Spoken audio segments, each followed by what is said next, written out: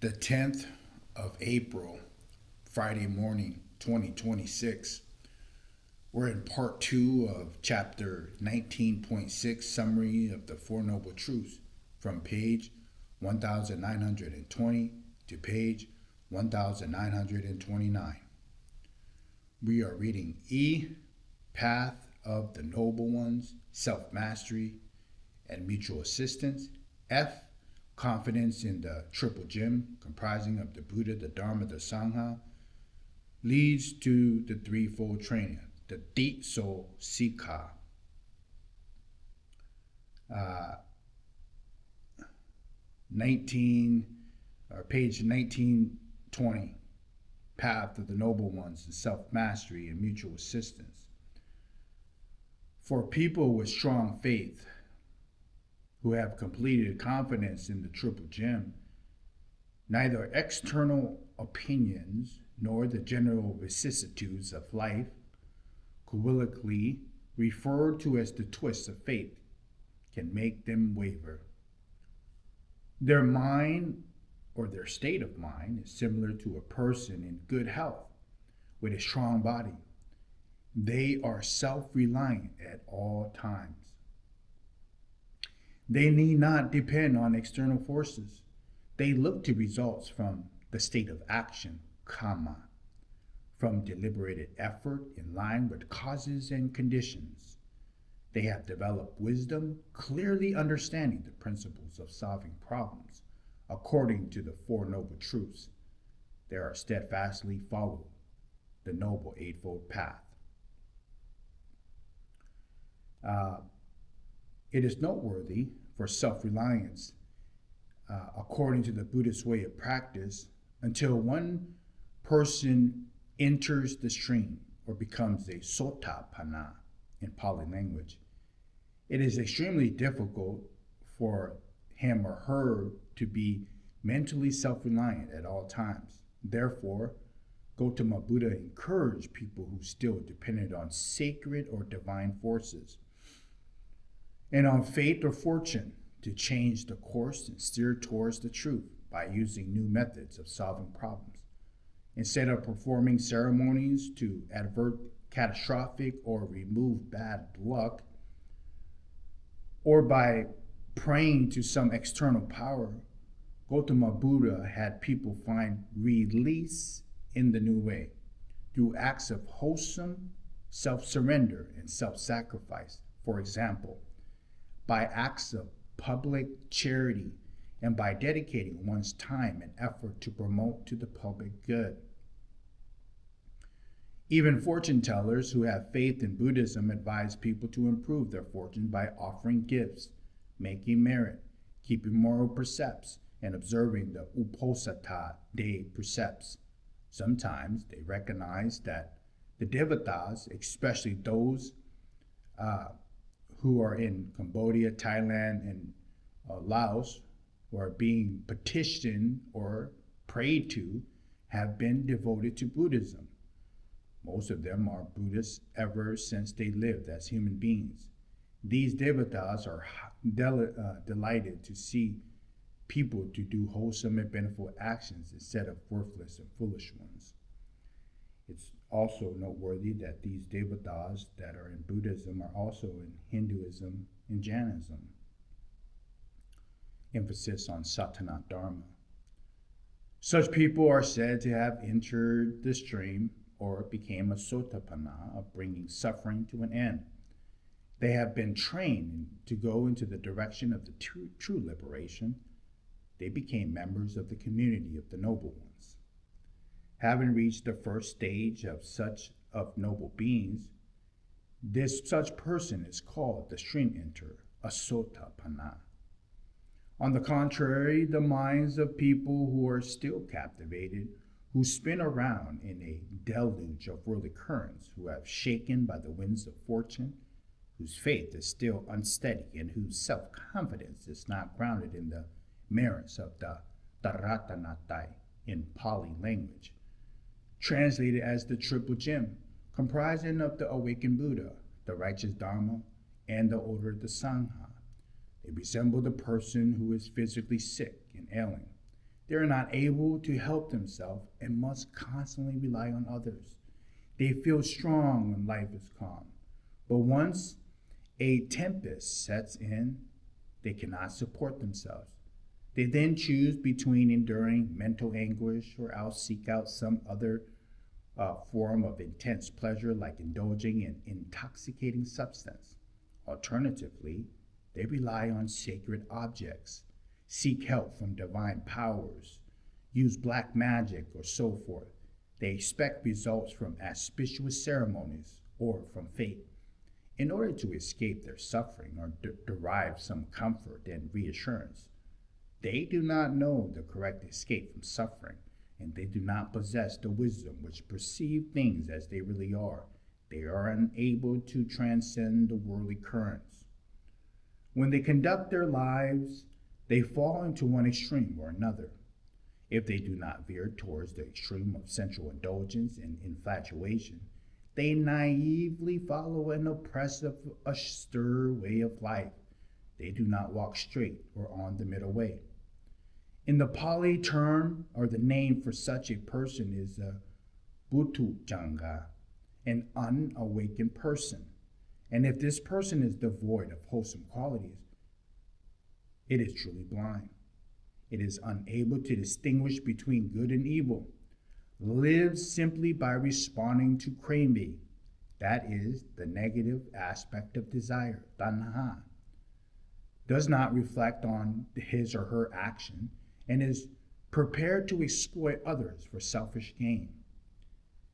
He is referred as a blind and foolish worldling, Anapala Putujana. If, however, a person recognizes wholesome qualities, hears the subtle calls of the noble ones, Adakina Pugala, begins to live the virtuous life, maintains moral standards consisting of the 10 wholesome courses of action, Kusala Kamma Pata, or at least keeps the essential 5 precepts, he or she is referred to as a virtuous, unawakened person, Kalana Putarajana, or one who has heard the teaching of the noble ones, Sutta Vanta Arya Savaka. This person is ready to commence in the noble path. The practice for eliminating the causes of suffering is called the path, because it resembles a road leading to the goal. And although this path is a single track, it consists of 8 factors.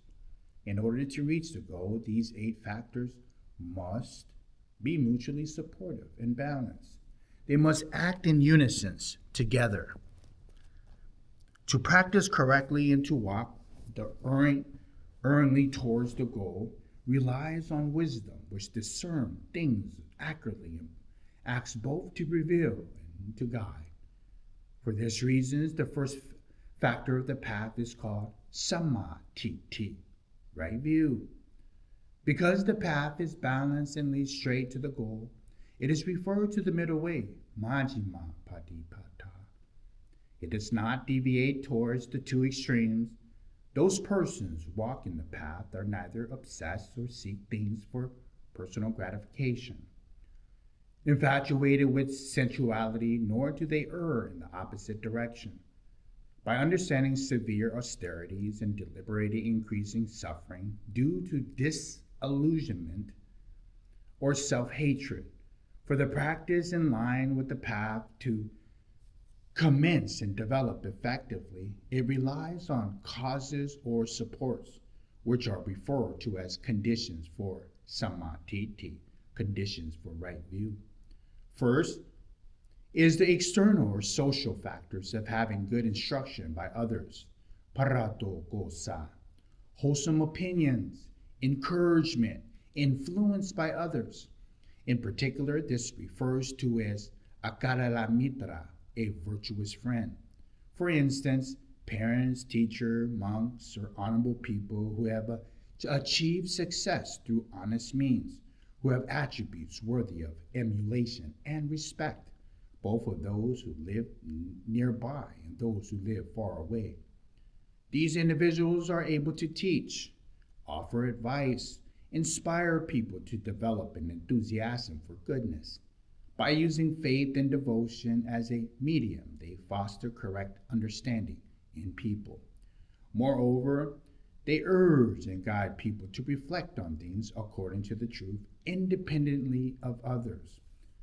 The second is the internal factor of yo niso manasikara, reason analysis, wise reflection, to be able to think and reflect skillfully, effectively, and methodically, to analyze things in conformity with how they actually exist in line with causes and conditions. When these two factors exist and to summon and support samadhi, right view, one can expect with confidence that one's spiritual practice will proceed correctly. Other path factors were developed along with wisdom for one's own well-being, that of others. One will advance to the goal of Buddha Dhamma. Firm confidence in the Dharatanatai, the triple gem, a knowledge of the Four Noble Truths, Ariya Satcha, the practice in line with the middle way, the Majjhima Patipata, and the Eightfold Path, Mak Ong Pet, prevents all, at least mitigates all kinds of incorrect responses to suffering or inappropriate means to solve problems. These incorrect responses take many forms.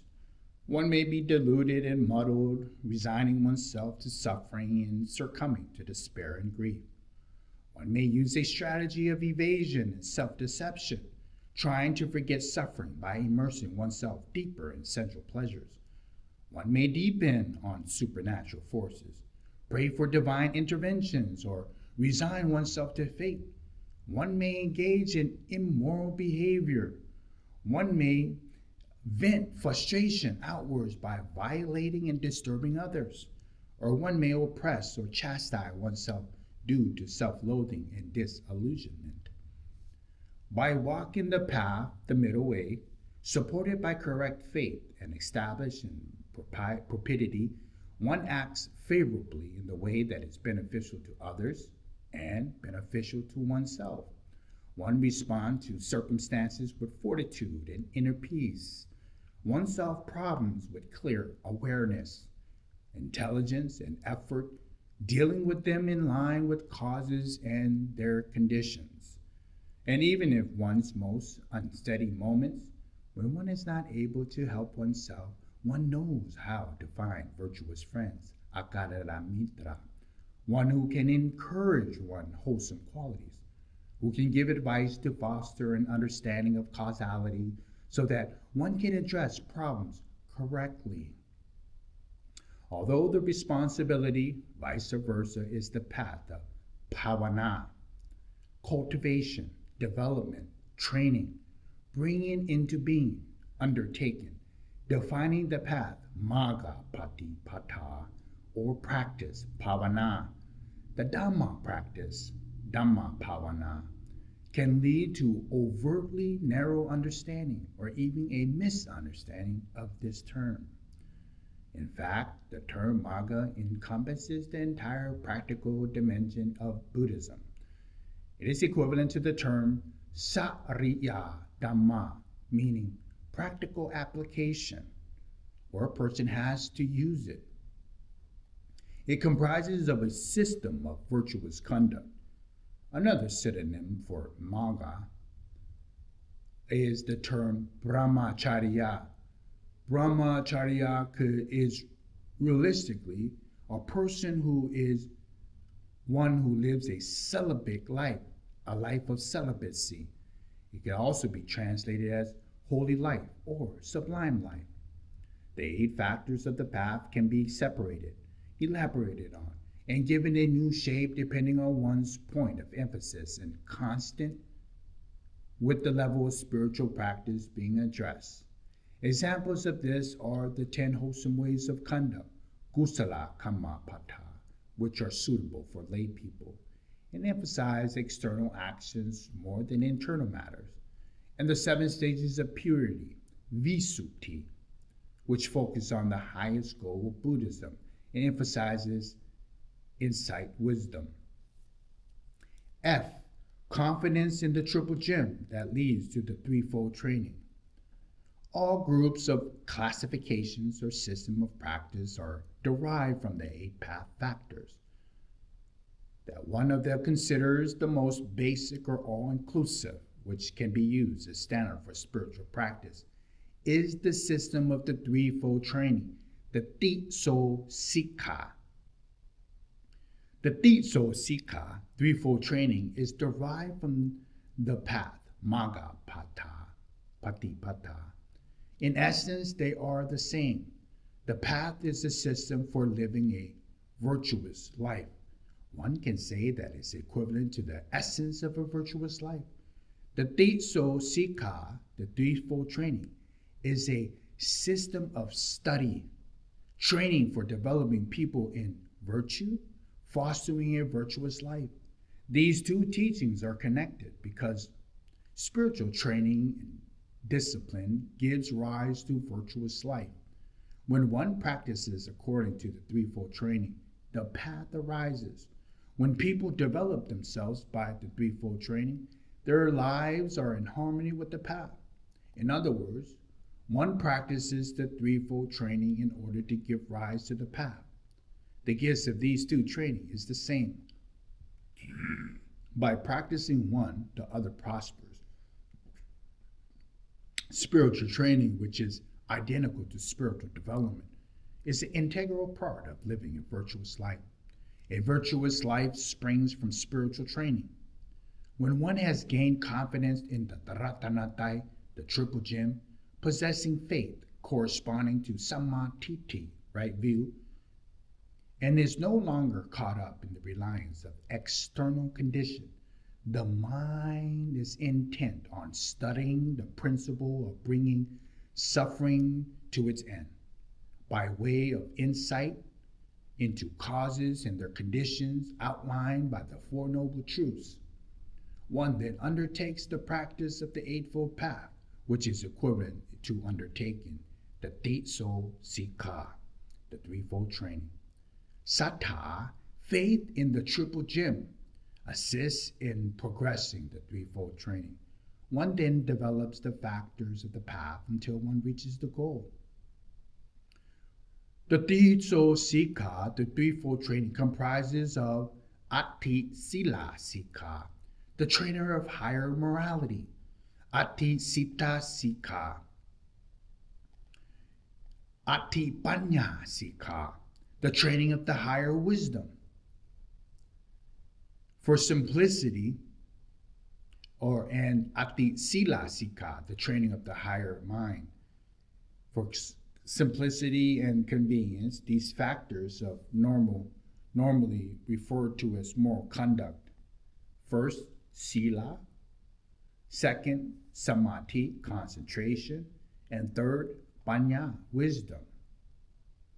Training in higher morality, virtuous physical action, speech, and livelihood to develop the fat factors of right speech, right action, and right livelihood. In essence, this refers to behaving well in relations to society, honoring a moral code.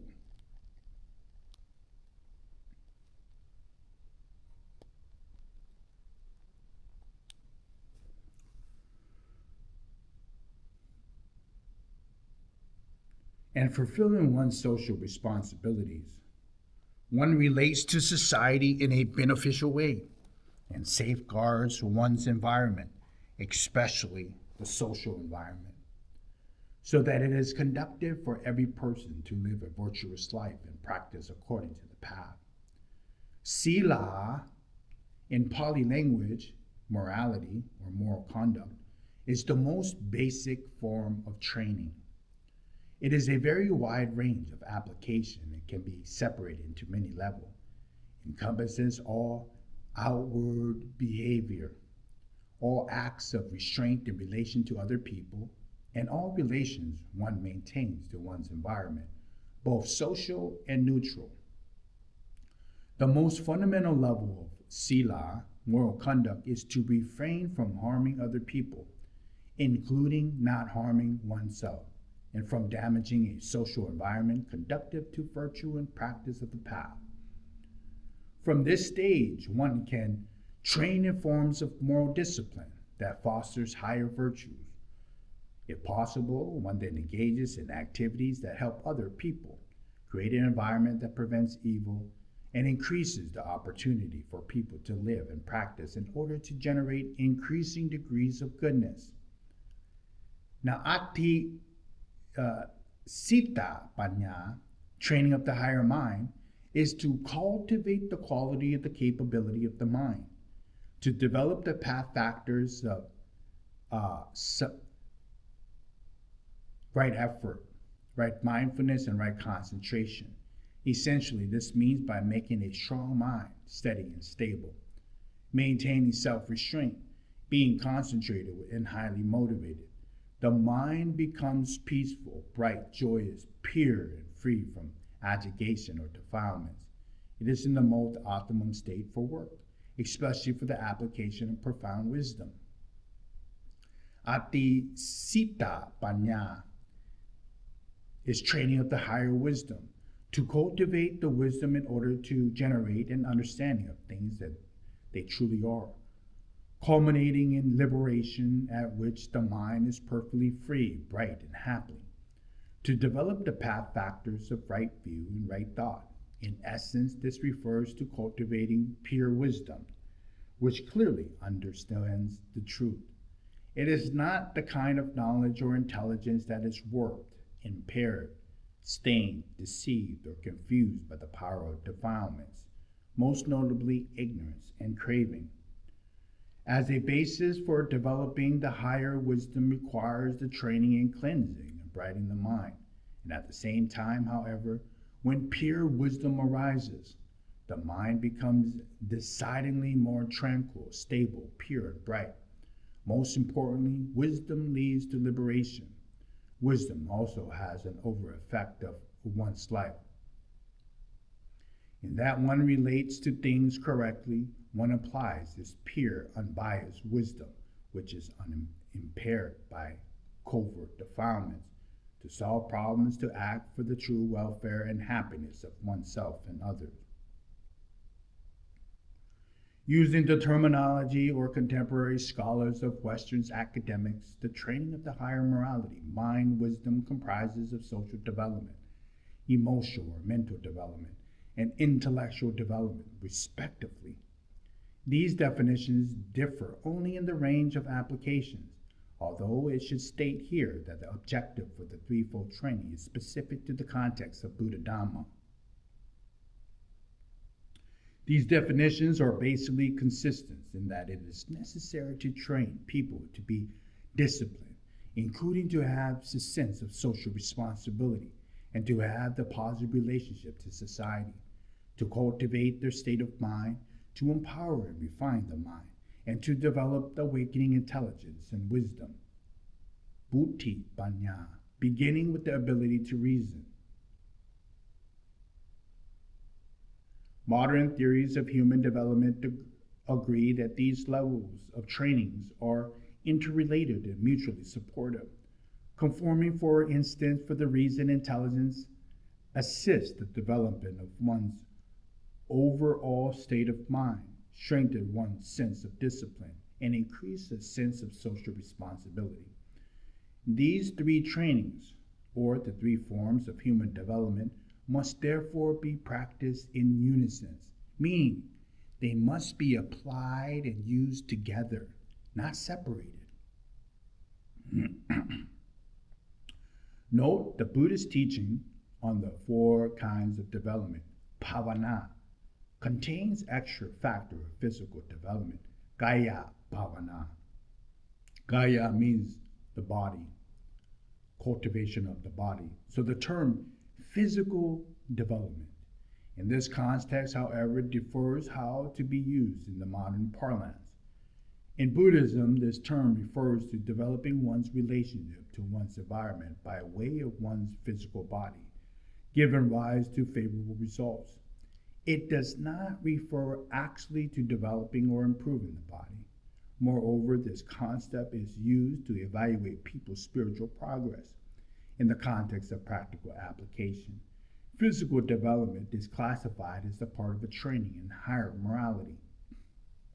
Ati Sita Sika. In sum, the threefold training is a gradual system whereby one focuses first on external, coarse, relatively easy factors, and then turns one's attentions to internal, refined, and difficult or profound qualities. The beginning stages of training require at least a small trace or a seed of correct understanding, which is referred to as samatiti, enough to know where to commence and where one is heading, and one to recognize the path. The basic meaning of right view is to understand the nature of one's problem and to discern phenomenon in accord with truth. The common external training on the level of moral conduct acts as the basis for refined internal peace, preparing people for effective training on the levels of the mind and wisdom. And conversely, when one has trained at these refined levels, the fruits of this practice help people's life in the external world. Honest, upright behavior becomes more stable. Virtuous conduct becomes automatic and neutral. One needs not force oneself to keep moral precepts, and one reflects on and addresses problems with pure wisdom. As described earlier, when one fulfills the deep soul sikha, the training of the mind, the training of panya, concentration, and the training on sila, moral conduct, one's entire way of life is consistent with the path and all the other factors, both for focusing on external things and those focusing on spiritual quality and function in harmony.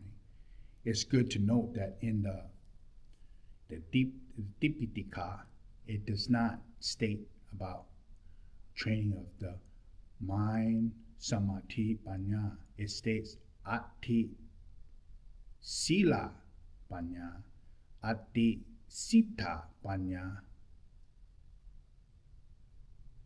So here it's noteworthy that that's how it's found in the Dipitaka. So it doesn't say samadhi in there for concentration for the Diso Sikha. That's the end of chapter 19.6, and we're going to leave off at page 1929. We will pick up at chapter 19.7, Buddhist way for solving problems. Buddhadhamma, compiled by Somdet Prat Buddha Gosa Charya, English name P.A. Payutto.